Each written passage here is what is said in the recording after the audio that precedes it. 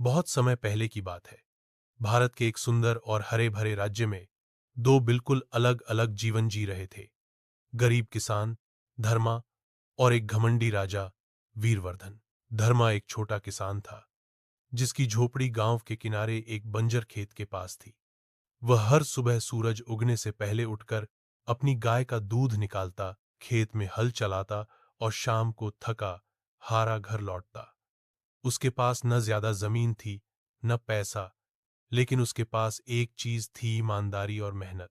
दूसरी ओर राजा वीरवर्धन अपने महल में ऐश्वर्य और विलासिता में लिप्त था। वह घमंडी था और खुद को देवता से कम नहीं समझता था। राजकोष भरपूर था, लेकिन वह किसानों और गरीबों पर भारी कर लगाता, जिससे राज्य के लोग दुहक ही थे। भाग 2। संघर्ष की शुरुआत। एक साल बारिश बहुत कम हुई। धरती सूखी रह गई और खेतों में कुछ भी नहीं उगा। किसान त्राही त्राही करने लगे। धर्मा ने भी जो थोड़ी बहुत फसल उगाई थी वह जानवर खा गए। गांव के लोग राजा के पास मदद मांगने गए। राजा वीरवर्धन ने उनकी बात सुनी, लेकिन मदद करने के बजाय बोला, अगर खेत नहीं उपजते तो मैं क्या करूं? यह तो तुम्हारा दुर्भाग्य है, पर कर देना न भूलना। गांव वालों के मुंह उतर गए, पर धर्मा ने हार नहीं मानी। उसने अपने खेत को फिर से जोतना शुरू किया, अपनी गाय के गोबर से खाद बनाई और पास के पहाड़ से पानी लाने के लिए एक छोटी नाली खुदाई शुरू कर दी।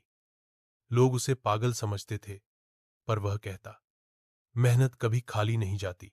भाग 3। अनजानी मुलाकात।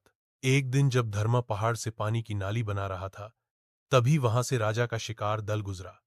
राजा की नजर इस गरीब किसान पर पड़ी, जो तपती धूप में पसीना पसीना हो रहा था। राजा ने घमंड से कहा, ऐ किसान, तुम क्या कर रहे हो? धर्मा ने सिर झुकाकर जवाब दिया, महाराज, पानी की नाली बना रहा हूं ताकि खेत में पानी ला सकूं। राजा ने हंसते हुए कहा, तुम जैसे छोटे आदमी क्या बदल पाओगे? ये काम तो राजा महाराजा करते हैं।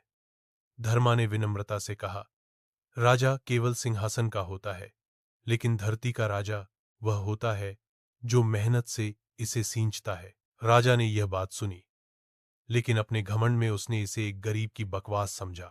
भाग 4। बदलती हवा। कुछ महीने बाद धर्मा की बनाई नाली से उसका खेत लहलहा उठा। धान, गेहूं और सब्जियां उगाईं। लोग आश्चर्य करने लगे कि जहां पहले कुछ नहीं उगता था, वहां अब हरियाली छा गई है। धीरे धीरे आसपास के किसान भी प्रेरित हुए और धर्मा की तरह मेहनत करने लगे। गांव के लोग अब भूखे नहीं रहे। इस बीच राजा के इलाके में फसलें नहीं उग रही थीं। कर तो वसूले जा रहे थे, लेकिन राजकोष खाली होने लगा। लोगों ने देना बंद कर दिया। राजा परेशान हुआ। भाग 5। असली राजा कौन? राजा ने अपने मंत्रियों से पूछा, क्यों कर नहीं आ रहा?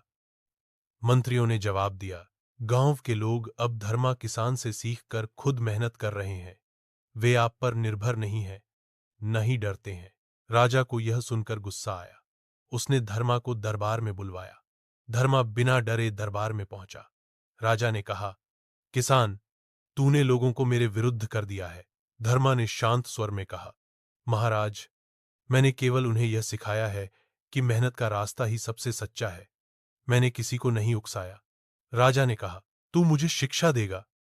धर्मा ने जवाब दिया, नहीं महाराज, मैं तो बस एक किसान हूं। पर जब राजा लोगों का दुख नहीं समझता, तो जनता अपना रास्ता खुद बना लेती है।